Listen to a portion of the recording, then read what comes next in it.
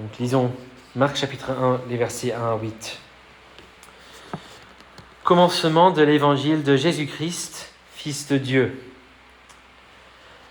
Selon ce qui est écrit dans le prophète Ésaïe, « Voici, j'envoie devant toi mon messager pour frayer ton chemin. C'est la voix de celui qui crie dans le désert, préparez le chemin du Seigneur, rendez droit ses sentiers. » Jean parut. Il baptisait dans le désert et prêchait le baptême de repentance pour le pardon de péchés. Tout le pays de Judée et tous les habitants de Jérusalem se rendaient auprès de lui, et ils se faisaient baptiser par lui dans le fleuve du Jourdain, en confessant leurs péchés. Jean avait un vêtement de poil de chameau et une ceinture de cuir autour des reins. Il se nourrissait de sauterelles et de miel sauvage. Il prêchait « Il vient après moi, celui qui est plus puissant que moi, et je ne mérite pas de délier en me baissant la courroie de ses sandales. Moi, je vous ai baptisé d'eau, mais lui vous baptisera d'Esprit Saint. L'herbe sèche, la fleur se fane, mais la parole de notre Dieu subsistera éternellement. » Imaginez un instant qu'on faisait un sondage parmi tous ceux présents ici ce matin, et même après dans les rues. Comment répondriez-vous à ces quelques questions ? Qui est Jésus ? Quelle était la mission ou l'objectif de Jésus ?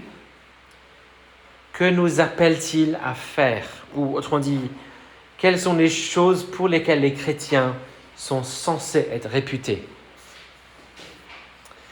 Ce sont les questions qu'on va beaucoup méditer dans les mois à venir, parce que ce sont les questions que Marc, l'auteur de ce livre, va chercher constamment à répondre. Les questions de l'identité de Jésus, la mission de Jésus et l'appel de Jésus, ce que Jésus nous appelle à faire. En fait, si vous lisez l'Évangile et vous voulez de l'aide pour étudier le livre, voici les 3 questions à se poser constamment. Dans ce passage, qui est Jésus ? Quelle est la mission de Jésus ? Quel est l'appel de Jésus ? Et ça va beaucoup faciliter la lecture de cet évangile. Et parce que l'on soit déjà posé ces questions ou pas, que l'on s'en rende compte ou pas, elles sont parmi les questions les plus importantes qui soient. L'identité, la mission et l'appel de Jésus. Et il est vraiment essentiel de ne pas se contenter d'accepter les réponses et les idées reçues qu'on a entendues autour de nous sans prendre le temps de les considérer sérieusement pour nous-mêmes. Cette série de prédications dans l'Évangile de Marc sera donc l'occasion idéale pour se remettre en cause. Est-ce que j'ai bien compris de quoi il s'agit ? Ou est-ce que j'ai tout simplement avalé les idées reçues que j'ai entendues dans mon entourage sans trop de réflexion de ma part ? Marc est là pour nous aider à nous poser ces questions-là et à y répondre, bien sûr. Alors, qui est Marc pour faire cela ? Ce n'était pas un des 12 apôtres. Alors, qui est-ce ? On le croise quelques fois dans le Nouveau Testament, notamment dans le livre des Actes, et puis il est nommé dans quelques épîtres de Paul, Colossiens, qu'on a vu récemment, et de Timothée.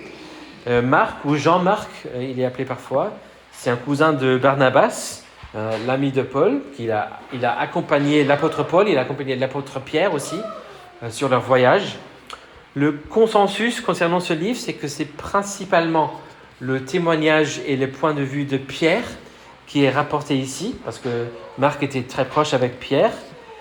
C'est l'évangile qui semble être le plus critique à l'égard de Pierre, et c'est probablement parce que c'est Pierre qui raconte tous ces bêtises en racontant ses perspectives. Et il est possible et même probable que Marc était quand même témoin oculaire de certains des faits rapportés ici. Vers la fin de l'évangile, Marc va mentionner un jeune homme qui était au jardin de Gethsémani avec Jésus lors de son arrestation. Il ne nomme pas l'homme, mais il dit que cet homme a été saisi par les soldats, mais il a pu fuir, mais ils ont enlevé le drap qu'il portait, et donc il a dû s'enfuir tout nu. Et puisque Marc ne le nomme pas, le consensus est qu'il s'agit probablement de Marc lui-même. C'était un peu le petit moment où Marc apparaît dans l'évangile lui-même.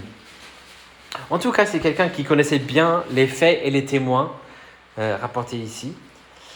Et c'est probablement le premier parmi les 4 récits qu'on appelle maintenant les évangiles. Il n'y avait pas à l'époque le genre qu'on appelle maintenant évangile. C'était des récits de l'évangile selon tel ou tel. Et puis plus tard, on voit d'autres documents apparaître, l'évangile de Thomas, etc., qui ne font pas partie de la Bible. Déjà parce qu'ils sont beaucoup trop tard, mais aussi ils ne ressemblent absolument pas à ces récits, l'évangile selon X. On a ces 4 récits très tôt, et Marc était probablement le premier. Il a probablement écrit vers les années 60 du 1er siècle, donc du vivant de la plupart des témoins. C'est le plus court des 4 évangiles. On verra que c'est assez concis et même assez rapide. On verra très souvent le mot, c'est traduit différemment à chaque fois, mais le mot immédiatement, tout de suite, qui va apparaître plusieurs fois dans l'évangile. Regardons donc comment Marc démarre son récit. Et on voit au premier verset que Marc ne cache pas ses intentions dans ce livre. Ce n'est pas un roman à suspense. Mais tout comme quand on lit un article, on a le gros titre qui résume l'histoire, et puis on suit le déroulement en détail. C'est ce qu'on a ici dans ce récit de Marc. Premier verset donne le gros titre de l'œuvre, commencement de l'évangile de Jésus-Christ, Fils de Dieu. Il y a un gros débat sur la question de s'il veut dire que le commencement, c'est juste, voici un premier paragraphe qui commence l'évangile, ou si tout le livre qui suit est le commencement de l'évangile. Qu'il s'agit d'un nouveau commencement. Je pense plutôt vers la première option, qu'il s'agit du début de l'histoire. Mais en même temps, il me semble que on doit voir que ce n'est pas pour rien que le tout premier mot de cette œuvre, c'est « commencement ». C'est le même mot qui commence la Bible.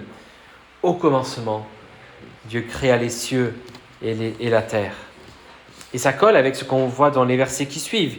Il y a quelque chose de très important qui se passe ici. Il y a une chose qui est au moins aussi importante que le commencement de toute chose. Peut-être même plus importante que le commencement. Voici un nouveau commencement de l'évangile. C'est un mot grec qui veut dire tout simplement bonne nouvelle. C'était le mot à l'époque dans la culture pour décrire surtout l'annonce d'un héros qui arrive à la ville après une bataille pour déclarer qu'on a gagné la bataille. Donc il vient évangéliser, il vient proclamer la bataille a été gagnée. Mais peut-être plus important, dans la traduction grecque de l'Ancien Testament, on voit le mot employé par le prophète Ésaïe pour décrire le moment où enfin Dieu établit la paix et sauve son peuple et établit un monde renouvelé. Il y aura une bonne nouvelle proclamée. Il ne s'agit pas du commencement d'une nouvelle philosophie ou d'un livre de bons conseils, et même pas une nouvelle religion. C'est une bonne nouvelle, une annonce concernant quelque chose qui s'est passé. Et plus précisément, une annonce concernant une personne. La bonne nouvelle, c'est une personne. C'est un homme qui s'appelle Jésus, l'évangile de Jésus. Un prénom qui veut dire Yahvé, Dieu, sauve. Donc l'évangile de celui par qui Dieu sauve. Et Marc lui associe 2 titres. D'abord, on a le titre de Christ. On a tellement l'habitude d'entendre parler de Jésus-Christ qu'on oublie que ce n'est pas comme ça que les gens connaissaient à l'époque. Christ, c'est un titre qu'on a associé après. Un titre qui veut dire « oint ». En hébreu, c'est le mot « Meshiach », « Messie ». Jésus, le Messie, loin, celui qui a été oint par Dieu pour accomplir un ministère particulier. Dans l'Ancien Testament, on était oint pour être roi, prêtre et prophète. Et voici le Christ, le Messie par excellence, qui est enfin arrivé. Et plus que cela, deuxième titre, il est le Fils de Dieu. D'un côté, ce titre Fils de Dieu était utilisé pour d'autres rois, pour désigner un roi choisi par Dieu. Mais ici, ça nous prépare aussi pour le fait de voir assez souvent dans le récit de Marc, quelqu'un qui fait ce que Dieu seul peut faire. Donc on peut lire Fils de Dieu et penser le roi choisi, le roi spécial de Dieu. Mais c'est quelqu'un qui fait quand même ce que Dieu seul peut faire. On va le voir même dans le passage que nous regardons cette semaine. Ces deux titres, Christ et Fils de Dieu, donnent en fait la structure du livre. On a 16 chapitres et tout au milieu, à la fin du chapitre 8, on a un point tournant où Pierre confesse enfin qu'il comprend que Jésus est Christ. Donc on voit le mot Christ au milieu, à ce point tournant. Ce n'est qu'à partir de ce moment-là que Jésus commence à enseigner concernant sa crucifixion et sa résurrection qui va venir. Donc c'est vraiment un tournant dans l'Évangile. Et donc on a ce titre. Et puis à la fin du chapitre 15, juste avant la fin, on voit réapparaître le titre « Fils de Dieu ». Lorsque un centurion, un soldat romain, déclare, après avoir regardé la crucifixion de Jésus, cet homme était vraiment le Fils de Dieu. Et donc ces deux titres donnent la structure du livre. Jésus-Christ, 1 à 8, Fils de Dieu, 9 à 15, 16. Voici donc le gros titre qui résume le message et même la structure. Et on verra qu'un autre thème très important dans l'évangile de Marc en particulier, c'est tout ce qui serait associé avec des prophètes. Proclamation, prédication, annonce, nouvelles, enseignement, écouter, comprendre, ne pas comprendre. Tout ce genre d'idées, des idées associées avec des prophètes, la proclamation, on va trouver beaucoup de ça dans l'évangile de Marc aussi. Et c'est justement avec ce genre de thème que Marc démarre son évangile. Matthieu et Luc démarrent avec la naissance de Jésus.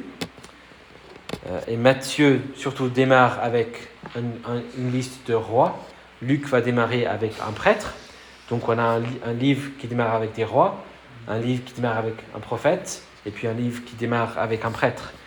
Mais voici, donc c'est pour ça qu'on a surtout le thème de prophète dans Marc. On a la naissance de Jésus dans Matthieu et puis Luc. Jean démarre bien avant, au commencement de toutes choses. Marc démarre avec le ministère de Jean-Baptiste. Mais il est introduit avec une citation prophétique, ou plutôt des citations prophétiques en fait. Selon ce qui est écrit, verset 2, verset 4, Jean parut. Et puis, on a la citation. Qu'est-ce qui est écrit ? On a cette citation qui dit que c'est dans le prophète Ésaïe. En fait, il s'agit de 3 citations mélangées. Mais puisque celle d'Ésaïe est la plus importante pour l'objectif de Marc ici, il ne nomme que Ésaïe. Mais c'était assez normal de faire comme ça à l'époque. Même on mélangeait, mais on nommait que le plus important. Mais il s'agit en fait de 3 prophètes, Moïse, Malachie et Ésaïe. Donc on a un mélange de Exode 23, verset 20, où Dieu promet d'envoyer son ange devant le peuple d'Israël pour les guider et pour préparer leur rentrée dans la terre promise.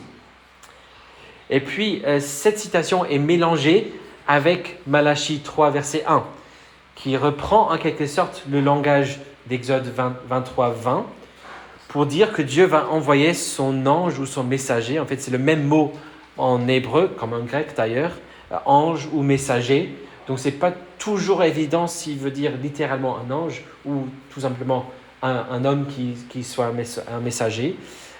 Mais là, Dieu va envoyer ce messager pour préparer, non pas le chemin vers la terre promise, mais là, pour préparer l'arrivée de l'Éternel qui vient juger son propre peuple.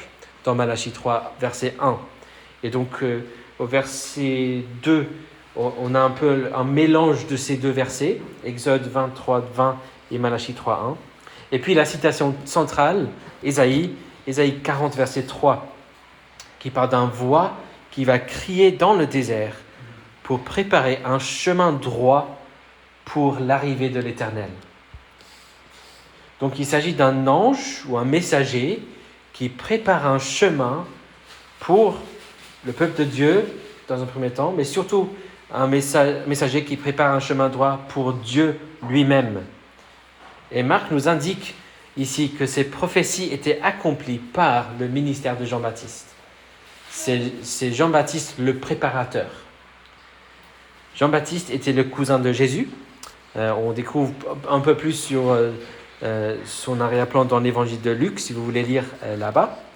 Et c'était un prophète très très connu à l'époque. Il était très influent, très important dans l'œuvre de l'historien juif Flavius Joseph, qui a été écrit vers la fin du 1er siècle, les Antiquités des Juifs. On trouve bien plus sur Jean-Baptiste que même sur Jésus dans cette œuvre. Donc c'était un personnage qui a vraiment laissé sa trace, qui était vraiment très connu. C'était le tout dernier des prophètes de l'Ancien Testament, de l'Ancienne Alliance, après quelques centaines d'années de silence depuis Malachie. Et Jean ressemblait beaucoup dans sa façon de vivre, dans ses habits, etc., au prophète Élie. Ce qu'on voit au verset 6, s'il mentionne ce qu'il portait, ce qu'il mangeait, c'est pour signaler qu'il reflétait le prophète Élie. Et justement, d'autres prophéties disaient que celui qui viendrait préparer le chemin pour l'Éternel, c'était Élie. Et donc voici un prophète de type Élie qui a ce ministère extraordinaire. Une chose qui m'a frappé en étudiant le texte cette semaine, c'est le fait que très souvent dans ce récit, comme j'ai mentionné tout à l'heure, c'est assez court, on croise souvent le mot « immédiatement ». On l'a même 11 fois juste dans le premier chapitre. Et je pense 41 fois dans les 16 chapitres. Et 11 dans le premier. Par exemple, au verset 10, c'est traduit différemment à chaque fois, mais au verset 10, on a « au moment où », puis au verset 12, « aussitôt », mais c'est le même mot, « immédiatement ». Mais c'est une forme de ce même mot qui décrit le chemin que Jean-Baptiste préparait. C'est un chemin droit, immédiat, direct. Peut-être pour préserver le lien verbal, on pourrait mettre « rendez direct ces sentiers », et puis au verset 3, et puis mettre « directement » pour traduire ce mot dans le reste du livre. Tout cela pour dire que ce qu'on va voir dans ce livre, c'est Jésus qui marche dans ce sentier droit, direct, jusqu'au bout. Il marche sur le chemin préparé pour lui par Jean-Baptiste. Voici ce qu'on va voir Jésus faire. Jésus qui marche sur un chemin direct, droit, préparé ici par Jean-Baptiste. Mais en quoi pourrait-on dire que Jean-Baptiste a préparé le chemin pour Jésus? Dans quel sens le chemin était-il plus droit, plus direct grâce à Jean-Baptiste? Qu'est-ce qu'il a fait pour rendre ce chemin droit? Et la réponse de Marc ici, c'est ce qu'il a prêché. Ce que Jean a prêché a rendu droit le sentier. Il a prêché deux choses en particulier.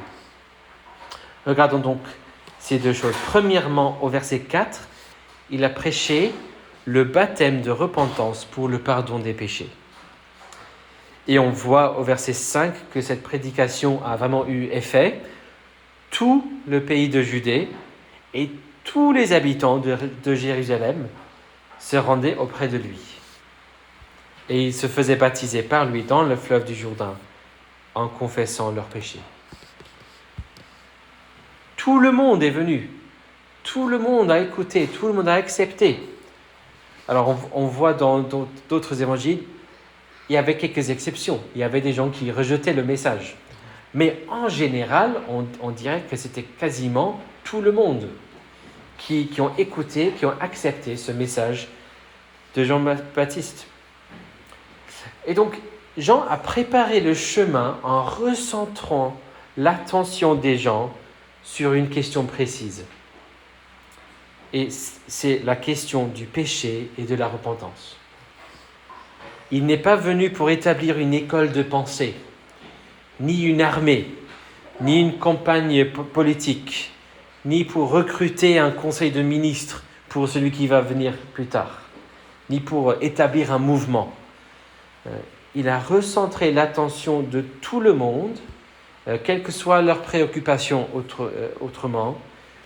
Il a recentré leur attention sur le problème central dans la vie de chaque homme et chaque femme, chaque garçon, chaque fille. On entend constamment des diagnostics différents autour de nous concernant le problème central de l'humanité, manque d'égalité, l'inégalité en termes d'opportunités, manque d'éducation, manque de culture, manque de soutien, etc. Mais Jean, comme tout le reste de la Bible, est très clair ici. Notre plus grand problème, c'est le péché. Alors, péché, c'est peut-être un peu rébutant comme mot pour certains. Ça fait religieux, ou ça évoque le genre de personnes qui aiment culpabiliser pour tout et n'importe quoi.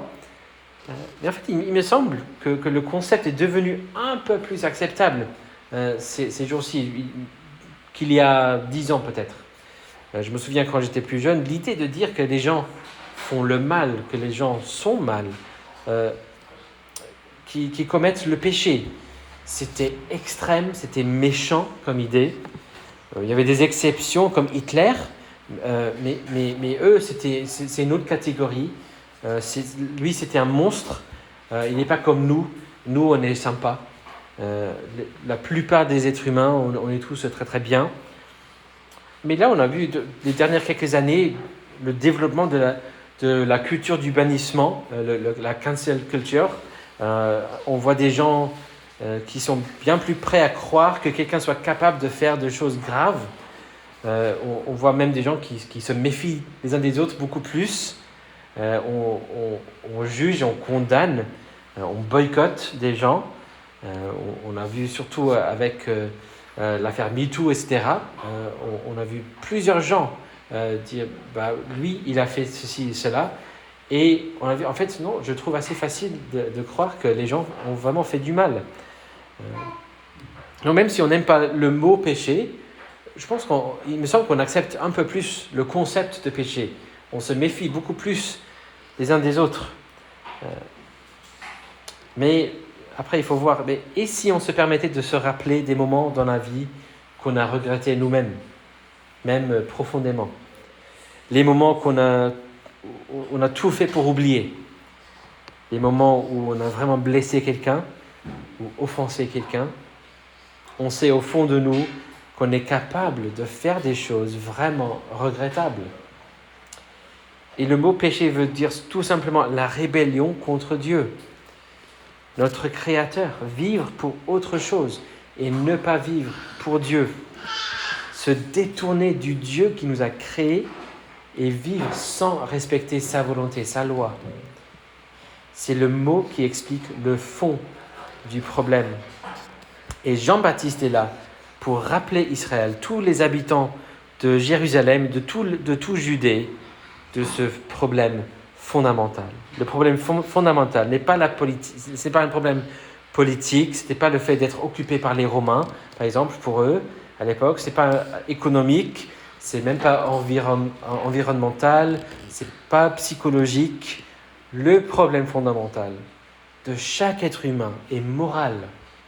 Et dans un sens plus important, un problème relationnel. Il s'agit de la relation rompue, détruite entre nous et Dieu. Et Jean annonce ici que Dieu va faire quelque chose pour régler ce problème-là. Donc il a recentré notre attention sur ce problème-là et il appelle les gens à se repentir, à changer d'attitude, à faire demi-tour. C'est ce que veut dire repentance, changement d'attitude et faire demi-tour. Il les appelle non pas à cacher leurs péchés, mais à les confesser, à les reconnaître ouvertement. Et il annonce, il déclare, il proclame un baptême. Vous pouvez recevoir quelque chose qui représente une sorte de solution à ce problème. Ce n'est pas la solution ultime, mais c'est quelque chose qui vous prépare pour la solution. Venez et soyez lavés de vos péchés.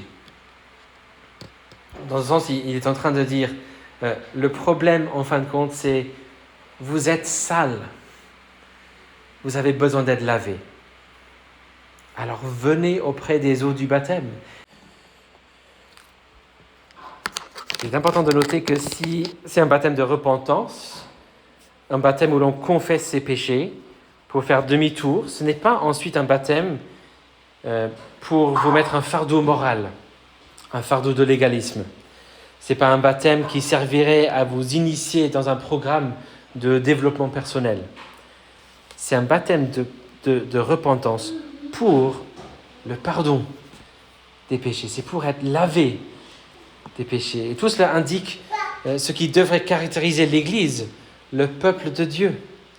Ceux qui suivent le chemin que Jean est en train de préparer ici, c'est une communauté de repentance, de gens qui font demi-tour. Ce n'est pas la communauté de gens qui n'ont pas besoin de faire demi-tour. Ce n'est pas non plus la communauté de gens qui ont pris la décision un jour de faire demi-tour, une fois, et maintenant tout va bien. Non, c'est la communauté qui reconnaît son besoin de se repentir, de faire demi-tour chaque jour. C'est la communauté où chacun reconnaît le fait d'être pécheur. Sa tendance à se détourner de Dieu de différentes façons chaque jour. Comme le réformateur protestant Martin Luther a écrit, « Notre Seigneur et Maître Jésus-Christ, en disant « Repentez-vous », a voulu à ce que toute la vie des croyants soit une vie de repentance. Mais regardons aussi la deuxième chose que Marc proclame. Il y a le baptême, mais aussi ce qu'on voit dans les versets 7 et 8. « Il vient après moi, celui qui est plus puissant que moi », ou on pourrait traduire « celui qui vient après moi est plus puissant que moi, et je ne mérite pas de délier en me baissant la courroie de ses sandales. Moi, je vous ai baptisé d'eau, mais lui vous baptisera d'Esprit Saint. » Ce que proposait Jean au peuple en guise de préparation, ce n'était qu'un symbole du lavement des péchés. Son baptême, en fait, ce n'est pas le baptême qu'on a maintenant, après la résurrection. C'était un autre baptême de préparation. Et c'était une promesse visuelle du pardon des péchés qui allait venir, qui ne pourrait que préparer les gens pour celui qui allait suivre.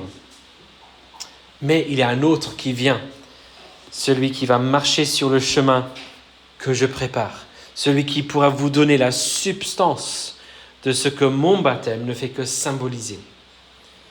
Je vous appelle à la repentance, je vous déclare la promesse du pardon et du lavement des péchés, mais lui, celui qui vient après moi, il ne va pas déverser de l'eau sur vos têtes, mais il déversera carrément l'Esprit Saint de Dieu dans vos cœurs. Et si l'on pense aux citations qu'on a vues au début du passage, l'ange, le messager, devait venir pour préparer le chemin, oui, pour le peuple, mais principalement pour l'Éternel lui-même, le chemin pour l'arrivée de Dieu. Et voici que Jean annonce que son successeur pourra donner ce que Dieu seul peut donner, l'Esprit Saint lui-même. Et Jean déclare ici qu'il ne serait même pas digne de faire le travail d'un simple esclave pour ce successeur. Il n'est pas digne de délier ses sandales, tellement il est plus grand que lui. Alors, vu ce que Marc a déjà mis au premier verset, ce ne serait pas un spoiler, ou ce n'est pas divulgaché, de dire que ce successeur, c'est bien sûr Jésus-Christ, Fils de Dieu. Alors, ce que nous apprenons ici dans ce premier bout de l'Évangile, c'est que Jean-Baptiste a préparé le chemin pour Jésus, pour qu'il puisse venir en tant que le Seigneur qui pardonne et qui transforme. Jean-Baptiste a préparé le chemin pour Jésus pour qu'il puisse venir en tant que le Seigneur qui pardonne et qui transforme. Ce qu'on a appris sur l'identité de Jésus, c'est qu'il est Christ, Fils de Dieu, qu'il vient faire ce que l'Éternel Yahvé a promis de faire. Sa mission ici, c'est de baptiser d'Esprit Saint. C'est un ministère qui vise la repentance, le pardon et la transformation. C'est un ministère centré sur la réconciliation avec Dieu. Et si on se rappelle encore une fois des citations au début du passage, j'ai mentionné que pour la phrase dans Malachie 3, il s'agissait de Dieu qui devait venir pour juger son peuple. Et pourtant ici, c'est Dieu qui vient non pas pour juger, mais pour pardonner. Alors qu'est-ce qui se passe ? Alors voici la tension qui ne pourrait se résoudre qu'à la fin de l'évangile, à la croix de Jésus. Si Jésus marche un chemin très droit, direct dans ce récit, c'est un chemin qui mène directement à une croix à Jérusalem, où Jésus devient le remplaçant de son peuple pour subir le jugement mérité, pour rendre possible le pardon, pour nous sauver. Et son appel alors, c'est de se repentir, confesser ses péchés, faire demi-tour pour recevoir le pardon qu'il va acquérir sur la croix. Alors venez, que ce soit pour la toute première fois ou que ce soit un message que vous avez entendu et obéi 1000 fois, c'est le besoin de chacun de nous ici, présent ce matin. Venez à Jésus, le Fils de Dieu, reconnaissant et confessant vos péchés, pour recevoir son pardon complet, pour être gouverné en toutes choses par le Saint-Esprit. Venez vivre cette vie de repentance et de pardon, de réconciliation avec Dieu. Ne vous laissez pas distraire par le monde. Ne vous laissez pas convaincre que votre problème principal serait politique, économique, philosophique ou sexuel. Le besoin le plus important n'est pas la popularité, ni la réussite, ni la formation, ni de meilleures opportunités, ni un conjoint. C'est le pardon. Et c'est ça le cœur du message de Jésus et de la mission de Jésus. La mission qui le mènera directement à la croix pour tous ceux qui viendront à lui. Alors vous venez ? Vous êtes prêts à reconnaître votre besoin d'un tel Messie, d'un tel roi, d'un tel sauveur, à reconnaître votre péché, à faire demi-tour avec son aide et à venir ? Alors venez. Prions.